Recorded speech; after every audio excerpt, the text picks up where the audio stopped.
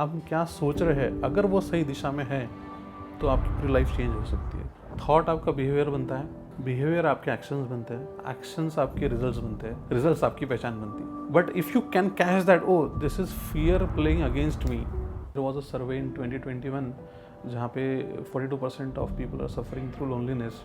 तो उसमें इक्वेट किया जाता है if a man, specifically this is related to man, कि for them losing a job is equal to losing a loved one because of a death. I follow Premanand ji Maharaj, वो जो बात करते हैं बिल्कुल मेरे साथ बहुत रिजोनेट होती है। आप फियरलेस तभी बन सकते हो जब आप भगवान पे विश्वास रखोगे, क्योंकि हर चीज़ आप प्लानिंग के साथ भी नहीं कर सकते हो। लीप ऑफ फेथ भी बहुत इंपॉर्टेंट है लाइफ में। 5 तरह की नीड्स होती है। फर्स्ट इज़ बेसिक नीड्स, रोटी कपड़ा मकान। सेकेंड इज़ सिक्योरिटी, जहाँ प्रॉपर्टी हो, लॉन्ग टर्म इनकम हो, right. Third is about love and connection, कि जहाँ आप सिक्योर फील करें, आपके लव्ड वन हो, कनेक्शन हो। फोर्थ इज़ सेल्फ स्टीम, जहाँ पे आप एक्सटीरियर वैलिडेशन चाहते हो, status, recognition. And fifth is self actualisation.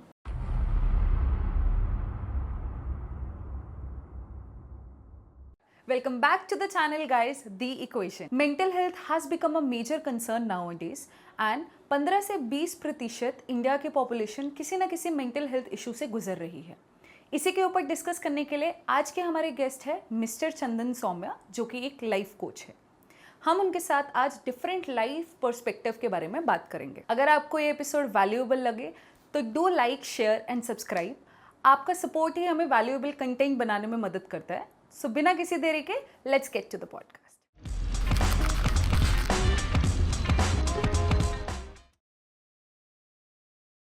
चंदन जी, स्वागत है आपका द इक्वेशन पॉडकास्ट पर। आपकी लाइफ जर्नी काफ़ी इंटरेस्टिंग रही है, थोड़ा आप अपनी जर्नी हमें बताइए। सो मैं पुणे आया back in 2007। I did my BCom. So मेरे पास MBA की डिग्री वगैरह तो थी नहीं, लेकिन फिर वही मैं चाहता था कि एक जॉब मिल जाए। सो जॉब से स्टार्ट किया और लकीली मुझे अच्छा जॉब मिला। फिर वहाँ से मुझे काफ़ी सीखने को मिला मेरे कॉर्पोरेट जर्नी के अंदर। वहाँ से फिर मैं IT में गया। During that phase I did my MBA। तो MBA में मुझे काफ़ी कुछ सीखने को मिला। और ऑफ कोर्स जो प्रैक्टिकल लर्निंग होती है, जब आप कॉर्पोरेट ज्वाइन करते हो तो आपको काफ़ी कुछ सीखने को मिलता है कि एक बड़ी ऑर्गेनाइजेशन कैसे काम करती है, कैसे लीडरशिप काम करती है, क्या क्या स्किल्स लगते हैं। और उस तरह से वो जर्नी आगे बढ़ती गई। लेकिन बचपन से हमेशा एक ऐसा रहा है कि जो मेरे दोस्त है या मेरे जो आसपास के लोग हैं, वो हमेशा मेरे पास एडवाइस लेने आते थे जब भी कोई डिफ़िकल्ट सिचुएशन आती थी। तो I don't know, they always felt कि that I should ask this person. और मैं उनके साथ अच्छे से कनेक्ट भी कर पाता था उनकी सिचुएशंस के साथ। और मैं उनको थोड़ा, because they were my close friends, उनको मैं एडवाइस भी कर देता था। और वो कुछ लोग फॉलो करते थे तो उनको काफ़ी बढ़िया रिजल्ट मिलते थे और उनकी लाइफ थोड़ा चेंज हो जाती थी। तो मुझे भी अच्छा लगता था कि चलो थोड़ा बहुत कुछ तो मैंने भी कंट्रीब्यूट किया। लेकिन ऑफ कोर्स वो पूरा क्रेडिट उनको जाता है, लेकिन मैं मेरी तरफ से उनको थोड़ा सा शेयर करता था सब चीज़ें, और वो they also use to do it. तो फिर मुझे सलाह कि अगर मैं ये सब चीज़ें कर रहा हूँ और लोगों को बेनिफिट हो रहा है, तो why not make it a profession itself, है ना। आई वांट टू आस्क कि माइंडसेट कोचिंग एक बहुत ही नीश फील्ड है। टू बी ऑनेस्ट, बहुत से लोगों को इसके बारे में पता ही नहीं है कि क्या चीज़ है, इससे क्या हेल्प मिलती है। तो आई वांट टू नो कि आपने कैसे ये चीज़ पता लगाई कि हाँ, माइंडसेट कोचिंग भी एक चीज़ है, और इसमें क्या चीज़ें आप फॉलो करते हैं अपने कस्टमर्स के लिए। करेक्ट। तो मैंने माइंडसेट कोचिंग ये पढ़ा कि देखो, आप जो भी सोचते हो, राइट, बिगनिंग वहीं से होती है आपके थॉट के साथ। करेक्ट। थॉट आपका बिहेवियर बनता है ना। बिहेवियर आपके एक्शंस बनते हैं, एक्शंस आपके रिजल्ट्स बनते हैं, रिजल्ट्स आपकी पहचान बनती है ना। तो so everything starts with the thought. तो मैं सोचा कि इंपॉर्टेंट है कि आप क्या सोच रहे हैं, अगर वो सही दिशा में है तो आपकी पूरी लाइफ चेंज हो सकती है। तो मैं सोचा कि इसलिए, और आपका सिर्फ माइंड का काम नहीं है, राइट, आप इमोशंस के साथ भी, because we are humans, we also have emotions. तो दोनों का बैलेंस बहुत ज़रूरी होता है। ज़्यादातर हम ये देखते हैं कि माइंड एक बोलता है और हार्ट एक बोलता है। ये दोनों को एक साथ लाना काफ़ी डिफिकल्ट हो जाता है लाइफ में, राइट। But how can you integrate this two parts and take a right decision that will help you grow in your life. So that is why I thought कि we should start with this. But don't you think, चंदन जी, ये this is like everyday problem, मतलब how you mix with mental thing and heart thing, because ये दो direction, हमेशा दो direction में जाएंगे। and the customer who is coming with for you to consult with you, वो लोग अलग अलग अपनी प्रॉब्लम के बारे में आते हैं। तो आपका जो फंडा है क्या वो हर एक जगह काम करता है? मतलब so I am coming with my business problem, she is coming with some other problem, some other person is coming, so are this standard or benchmark process which applies to everybody, or it depends on patient to patient Problem or to problem. problem to problem? नहीं, आपने सही question पूछा आपने। ये सब जगह applicable होता है, लेकिन हमको कस्टमाइजली उसको अप्लाई करना पड़ता है, right. For example her person अलग है, उसका थॉट प्रोसेस अलग है, उसकी सिचुएशन अलग है।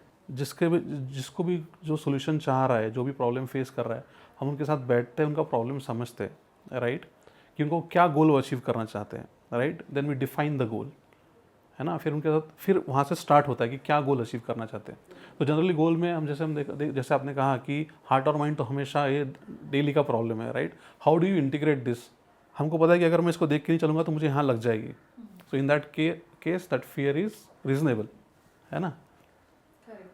लेकिन हमको फियर क्यों आता है? Lack of confidence, lack of self esteem, क्योंकि हमारे कुछ पास में कुछ गलत डिसीजंस हुए हैं, राइट।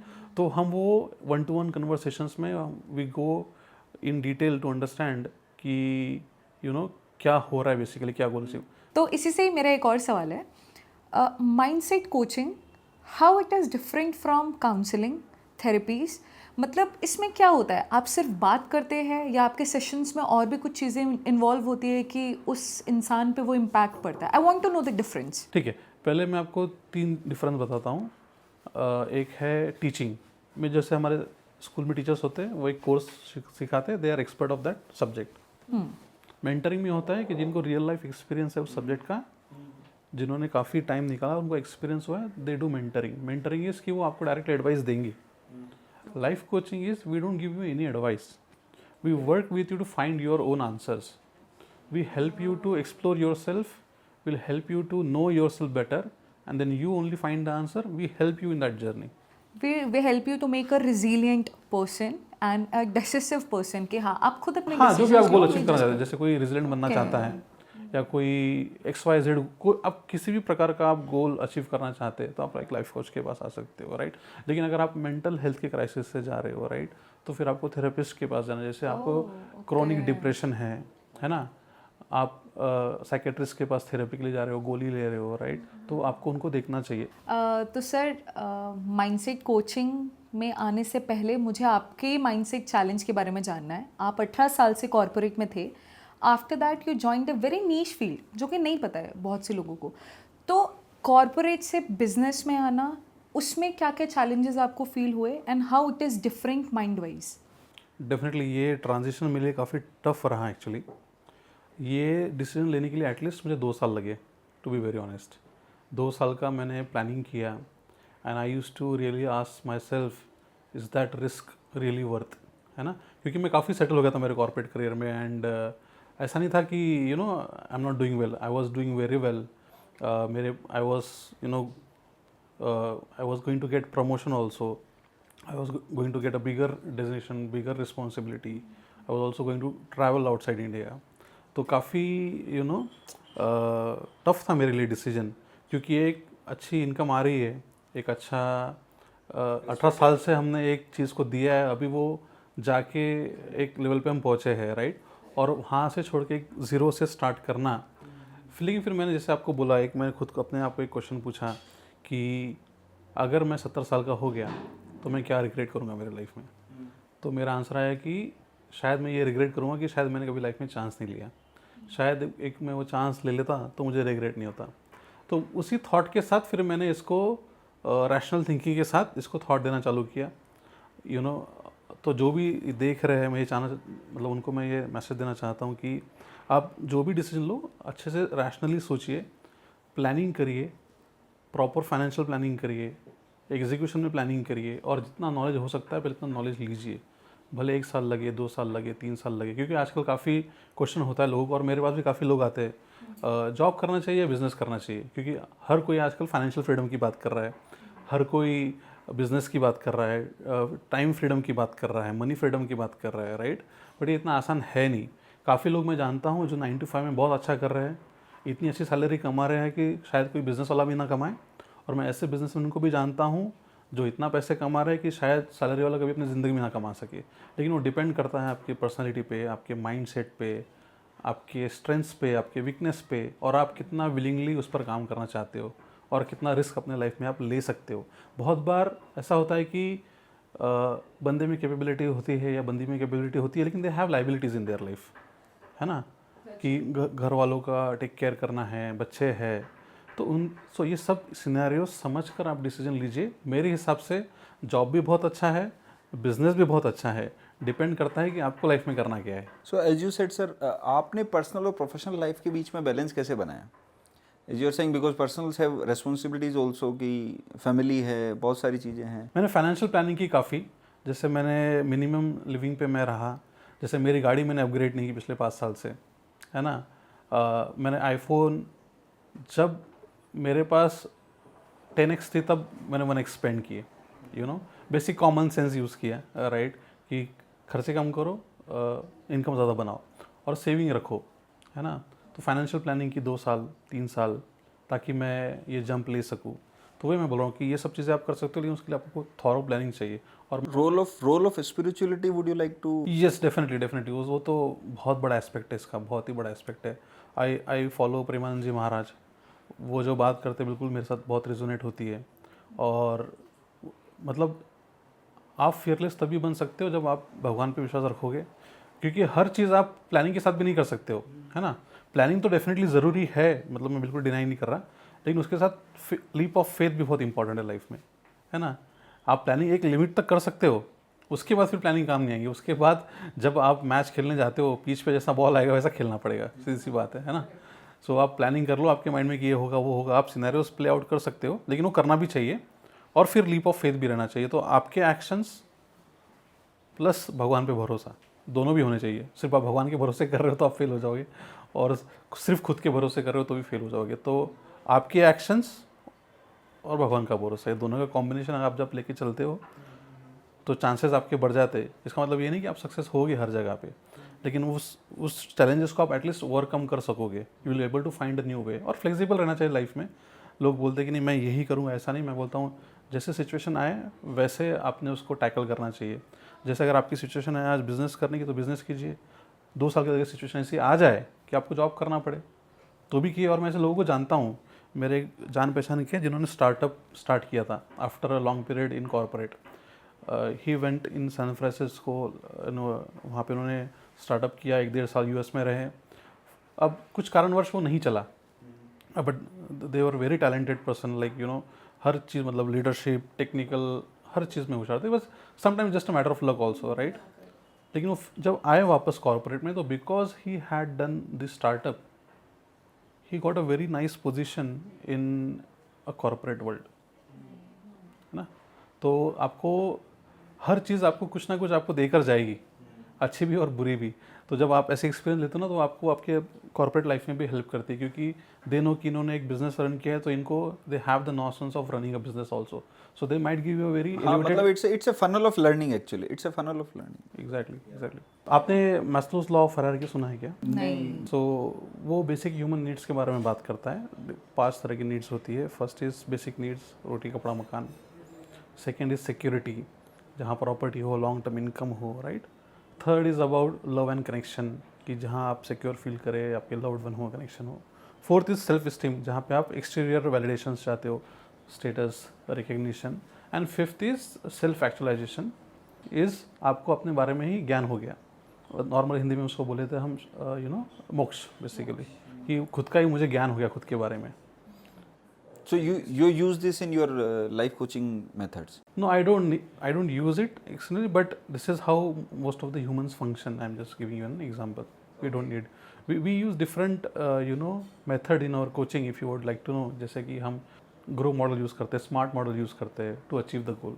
सो आप स्पिरिचुअलिटी और सेल्फ बिलीफ को अपनी कोचिंग में, लाइफ कोचिंग में कैसे इंटीग्रेट करते हैं? So it depends client to client.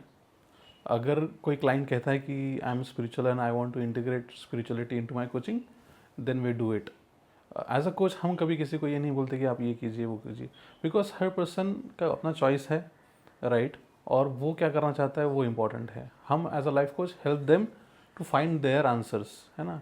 So we don't tell them that you should do this और do that. We don't do anything of that, right? We let them find their own answers. If someone is saying they are spiritual and they want to integrate that into the coaching, we are fine with that. We don't have any objection to it. As far as concerning my own spirituality, yes, I am very spiritual. I believe that कि life में spirituality आपको बहुत help करती है, और there is a creator, भगवान है, जो बिल्कुल ये पूरे वर्ल्ड को चला रहे हैं, तो हर चीज़ कनेक्टेड है. तो मेरे पर्सनल फिलॉसफी में आई बिलीव इन स्पिरिचुअलिटी, लेकिन when it comes to coaching we don't do that. Depends on the person कि क्लाइंट को वो इंटीग्रेट करना है कोचिंग में या नहीं करना है. सर बट सपोज एक क्लाइंट आया आपके पास एंड वो नास्तिक है, suppose he does not believe in this because अभी उसे नहीं पता चला है the power of spirituality. Now अब आपको दिख रहा है सामने सामने कि अगर ये उस रास्ते पे जाएगा, स्पिरिचुअल रास्ते पे जाएगा, बहुत इसको रिलैक्सिंग एंड बहुत अच्छा सोल्यूशन लाइफ में मिलेगा.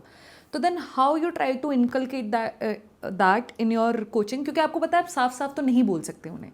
No we don't right. अगर कोई बिलीव नहीं करता है तो बिलीव नहीं करता, that's his personal choice. Okay sir, ये जो लाइफ कोचिंग की जर्नी है काफ़ी इंसाइटफुल होती है. कोई आपके पास एग्जांपल हैं जो मतलब which you would like to share without naming the client, and how it has मतलब how your coaching has inspired him और her to do better things in life? Yes एक एग्जांपल था. एक थे मेरे पास आए थे, उनका जॉब लॉस हुआ था actually because of cost cutting. They remove some people from the organization, लेकिन उनका उसमें कुछ रोल नहीं था कि शायद ऐसा नहीं था कि ही डिडंट परफॉर्म और एनीथिंग, राइट. क्योंकि जब आप बिजनेस करते हो, अगर आपको प्रॉफिट नहीं हो रहा तो you have to take some actions, right, जिससे कॉस्ट बच सके. So they were given proper remunerations and then they left off, है ना. मतलब अच्छे तरीके से हुआ था, ऐसे गलत तरीके से नहीं हुआ था. बट लेकिन क्या हुआ कि because after some time also he got the job, लेकिन but then he was struggling with the self confidence. So self confidence की वजह से कि उसको ऐसा लग रहा था कि अरे मुझे फिर से ना निकाल दे, जबकि उसको इंट्रिंसिक पता है कि he didn't have any role to play, right. लेकिन वो उसको है ना, वो अंदर से सेल्फ डाउट आना चालू हो गया था, है ना. Then he used to come to coaching, then he used to discuss the thoughts that are coming to him, and then हमने उसको माइंडफुलनेस के थ्रू मेकिंग अवेयर कि थॉट्स है, it's just like of course that event happened, right, but it is from now and here what you want to do now and how, है ना. So then we started that journey, and I think that person is doing well in his organization and is doing very well. He's got his confidence back, and I guess losing a job nowadays is a very big thing. Yeah, it can take a lot of toll actually. UK में एक सर्वे हुआ था, मुझे exactly याद नहीं, कुछ साल पहले हुआ था. तो उसमें इक्वेट किया था if a man, specifically this is related to man, कि for them losing a job is equal to losing a loved one because of a death. That kind of toll it can take, but this survey was done in UK. अच्छा. तो that was an very interesting insight. So उनको ये cope up करने में काफ़ी 5-6 महीने लग जाते हैं. अगर उनको नया जॉब भी मिलता है ना, तो थोड़ा सा internally they have this thought, थोड़ा सेल्फ कॉन्फिडेंस लूज होता है, थोड़ा सेल्फ डाउट क्रिएट हो जाता है generally. Okay. But again there are always exceptions, सबके केस में ना हो. So exceptions are always there.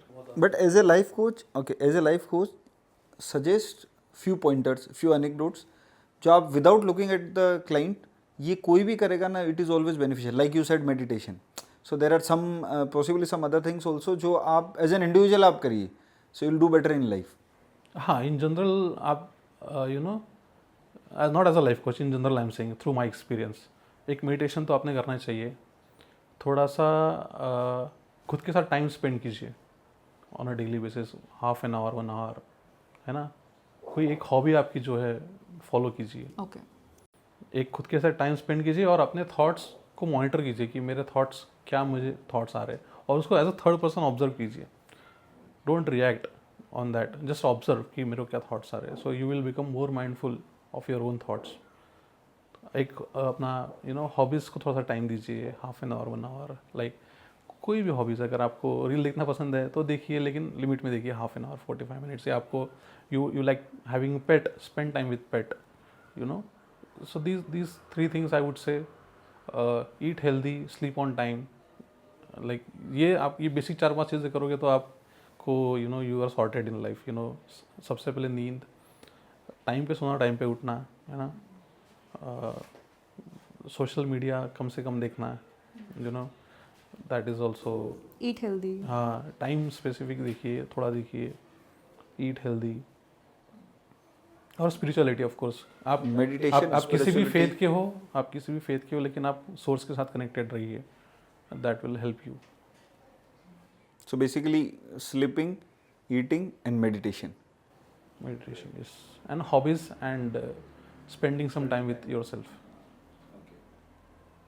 और नेचर में अगर हो सके तो like exercise, of course exercise, by the way of exercise spend some time in nature और just spend some time in nature. मेरे डेली रूटीन में मैं I go to garden for daily 1 hour। I spend time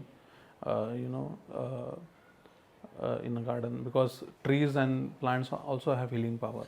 मतलब मुझे ये पूछना है कि सबसे ज़्यादा कॉमन प्रॉब्लम्स क्या लेके आते हैं लोग आपके पास, कि दीज आर द टॉप 5 कि ये तो लेके ही आते हैं, ये this is very common nowadays. I think lack of discipline, एक जैसे अपने प्रोक्रेस्टिनेशन, एक वो होता है।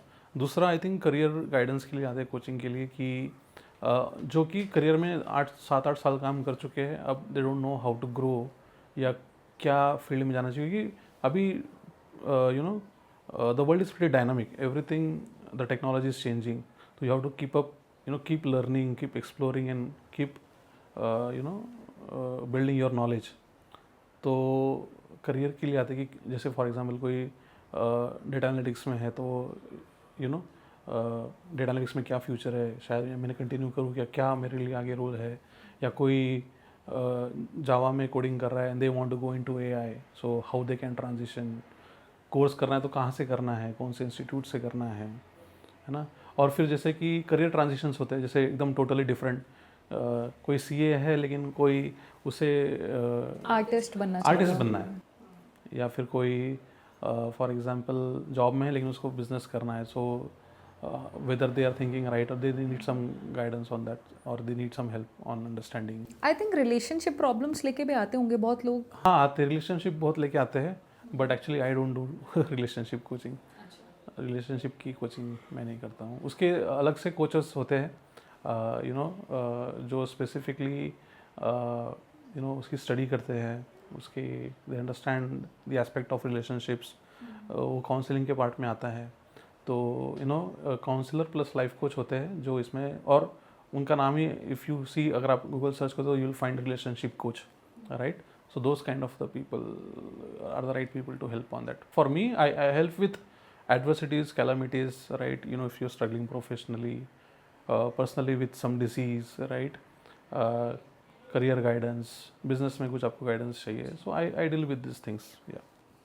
But I am happy to know कि लोग लैक ऑफ डिसिप्लिन के लिए भी आजकल हेल्प ले रहे हैं। It's very common nowadays, but it's actually true कि आप ऐसी सर्विस भी प्रोवाइड कर रहे हैं, मतलब कि जिसका मैंने नहीं सुना था या मैंने ऑप्शन भी नहीं रखा था कि किसी और से हेल्प ले सकते हैं अपना डिसिप्लिन ठीक करने के लिए। That's very good. Accountability coach होता है, जैसे स्टूडेंट्स आते हैं काफ़ी एक्चुअली कि मुझे 3 घंटे पढ़ाई करनी है लेकिन मैं कर नहीं पा रहा हूँ, मैं कर नहीं पा रही हूँ, तो आप मुझे हेल्प कीजिए।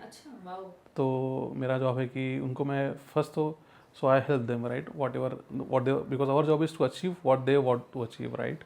So we work with them, we create a plan and then we work together to achieve that goal।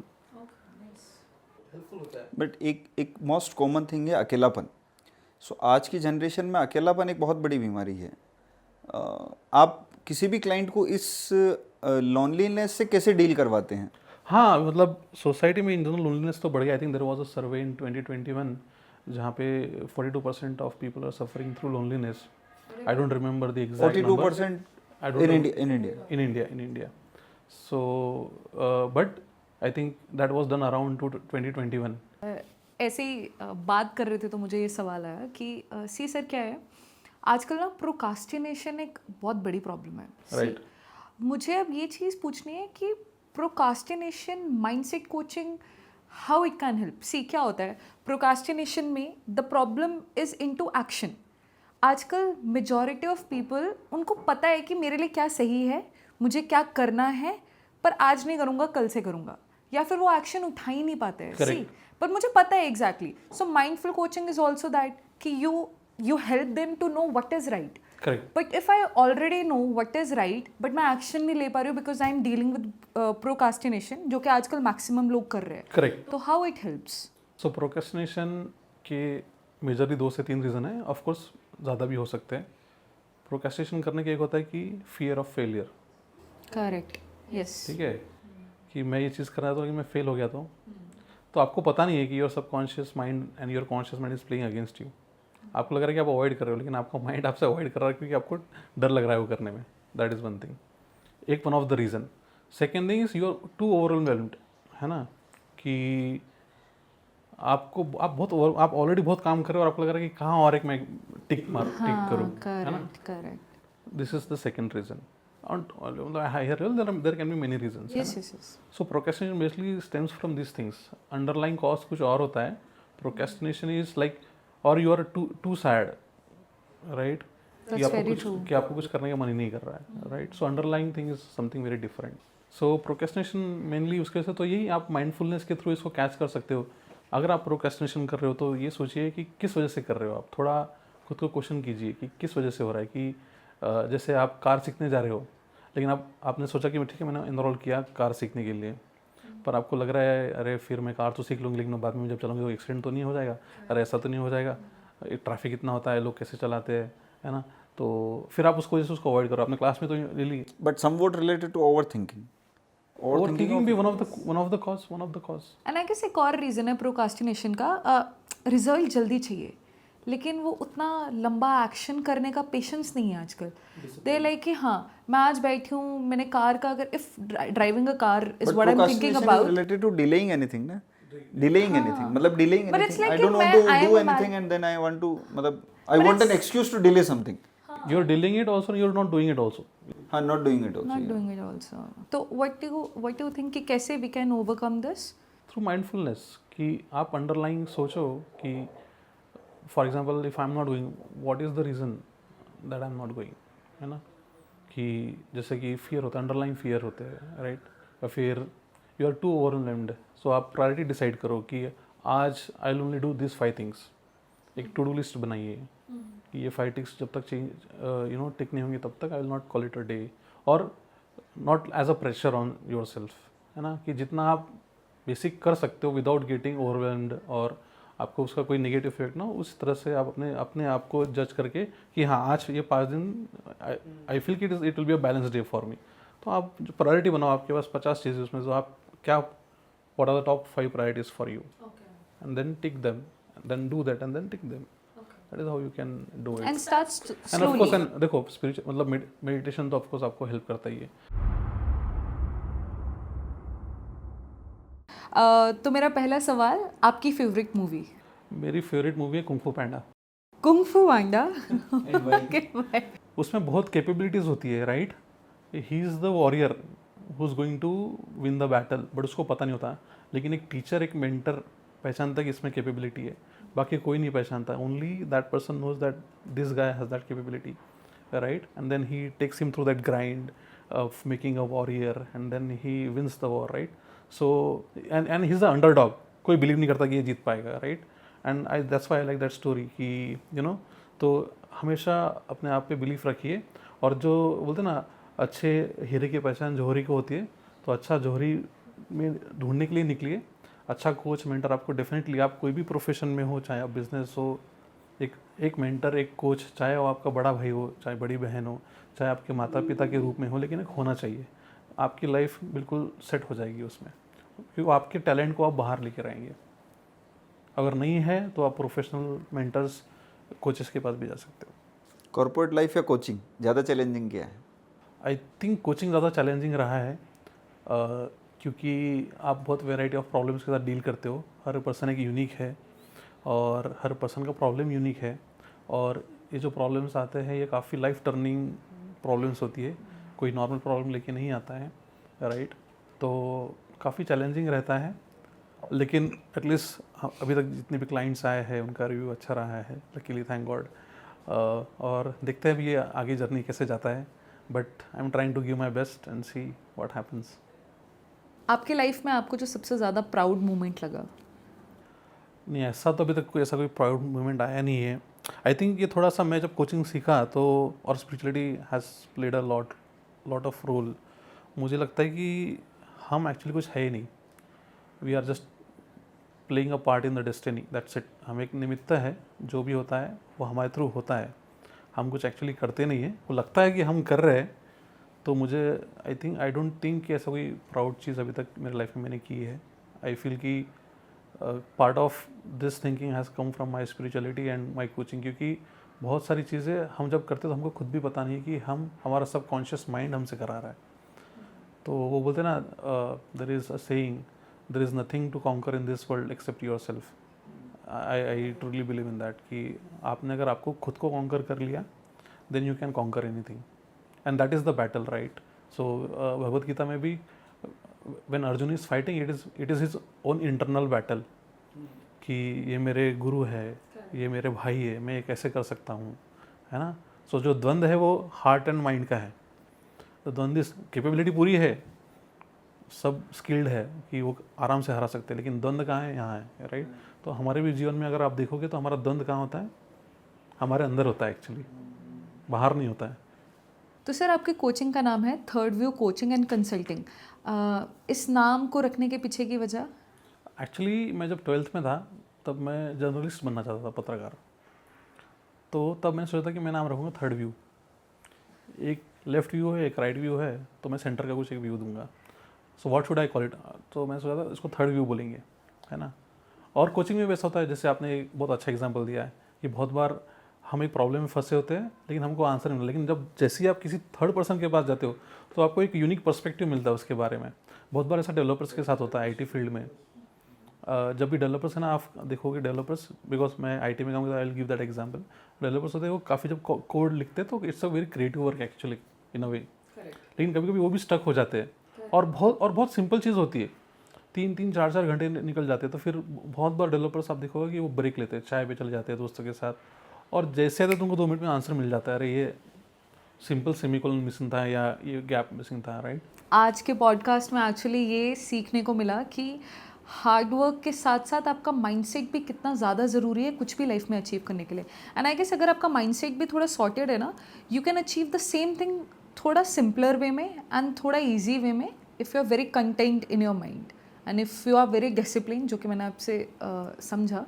So thank you so much for telling us that and sharing your journey and sharing things which will help in today's generation making their life decisions easy. more simpler, I would say. We have actually complicated our life. So mindset coaching, I can see that it will have a good demand in coming future, because as of my age I can understand that how much, complicated we are getting here. Okay. Glad to know that. Thank you for me. But thank you so much sir for coming. आज आपने हमें एकदम अलग ही perspective दिया about the life journey, about the life problem. You have given us the third view. And अगर आपको हमारे podcast का कोई ब्लाइंड स्पॉट बताने हो तो वो बाद में बता दीजिए. बिल्कुल. नहीं, thank you very much for having me here. आपके क्वेश्चंस काफ़ी इंटरेस्टिंग थे. मुझे अच्छा लगा आपसे बात करके. आई होप ये थोड़ा सा आपके लिए यूज़फुल था. And thank you again for. केवल हमारे लिए नहीं, बाकी मतलब जो भी व्यूअर हैं यंग जनरेशन के लिए काफ़ी इंटरेस्टिंग डिस्कशन ही रहने वाला है.